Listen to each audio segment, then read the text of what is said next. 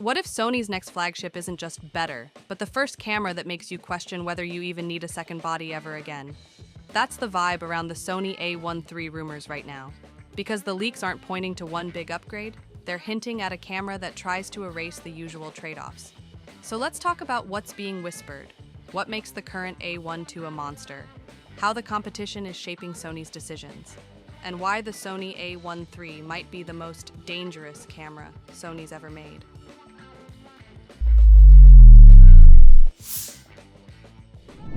Sony A1 III leaks first, the obvious disclaimer. None of this is confirmed until Sony says it is. But rumors tend to form patterns, and the pattern here is clear. Sony might be aiming for peak hybrid performance, not a niche specialty tool.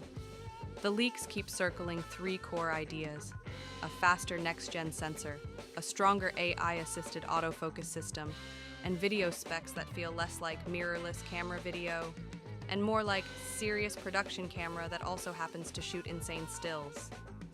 On the sensor side, the chatter suggests Sony could either refine the stacked sensor approach or borrow learnings from its recent high-end sensor R&D.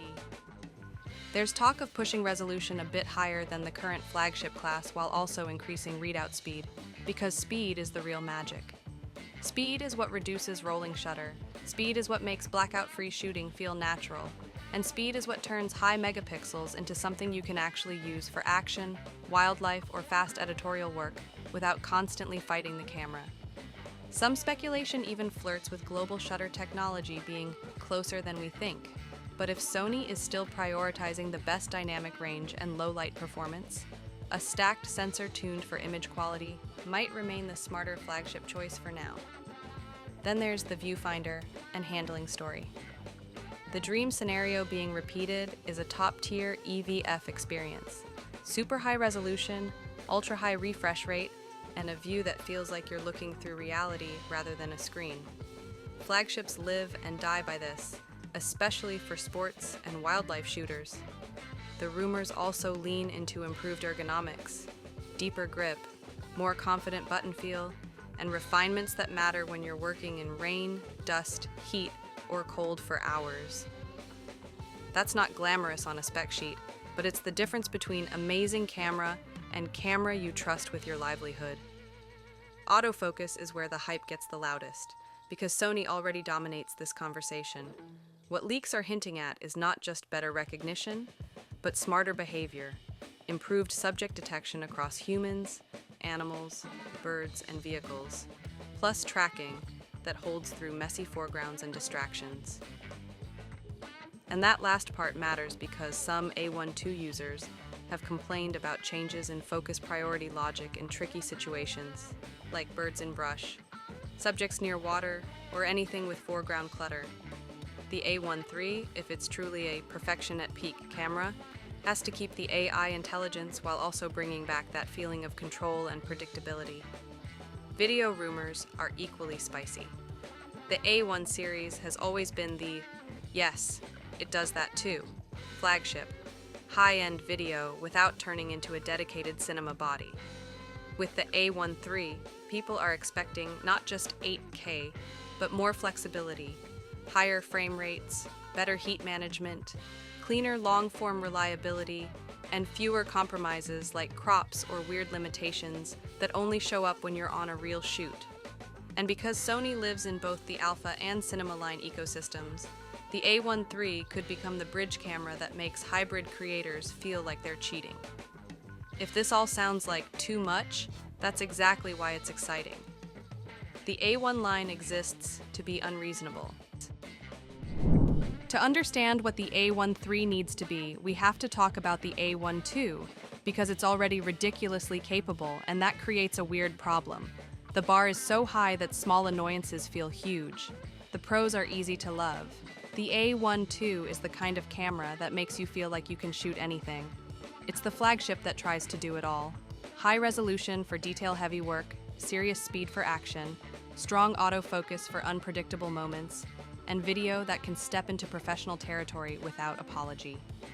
In the field, it's the combination of stacked sensor performance and Sony's autofocus ecosystem that makes it feel unfair, especially if you're pairing it with top-tier glass. It's also built like a proper pro tool. Rugged body, weather sealing expectations, fast workflows, and a general sense that Sony built it to survive real assignments. But the cons are the kind that matter when you're using the camera every day. Battery life comes up a lot, especially if you're leaning into heavy AI-driven autofocus behavior and long shooting sessions. Some shooters report they're carrying more spares than expected, which doesn't feel like a flagship experience.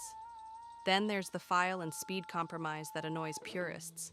Getting certain high-speed RAW modes can involve compression trade-offs, and people who want full quality always don't love being forced into a choice.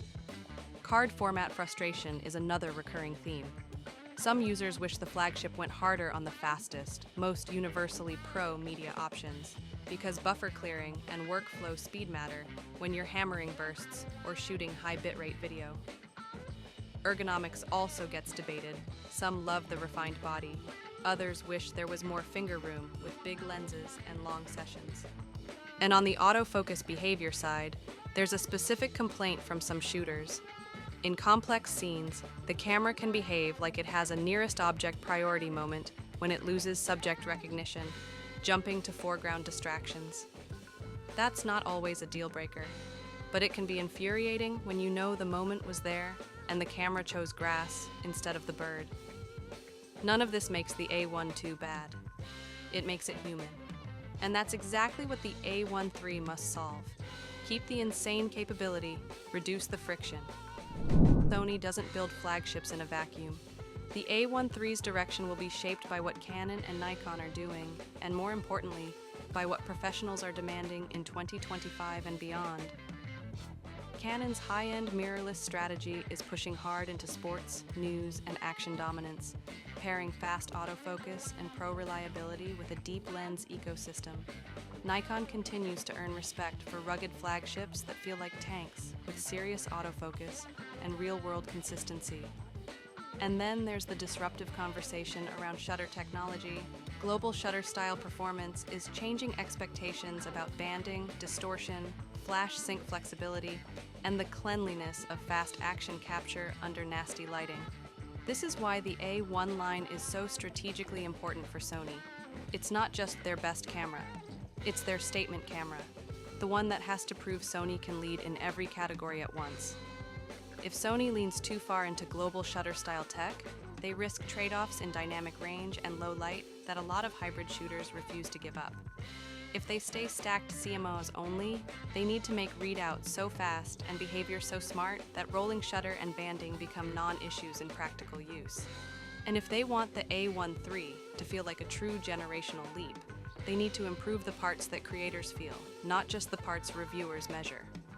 That means heat management, long video reliability, faster media workflows, smarter autofocus behavior in clutter, and a shooting experience that feels like the camera is helping you, not negotiating with you.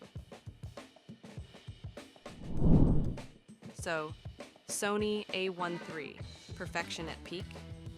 The honest answer is, if Sony plays this right, it could be the closest thing to a one-camera solution we've ever seen. Not because it will be perfect on paper, but because it could erase the annoying compromises that separate the camera I love from the camera I trust. So, share your expectations and wish list and comments below. Thanks for watching.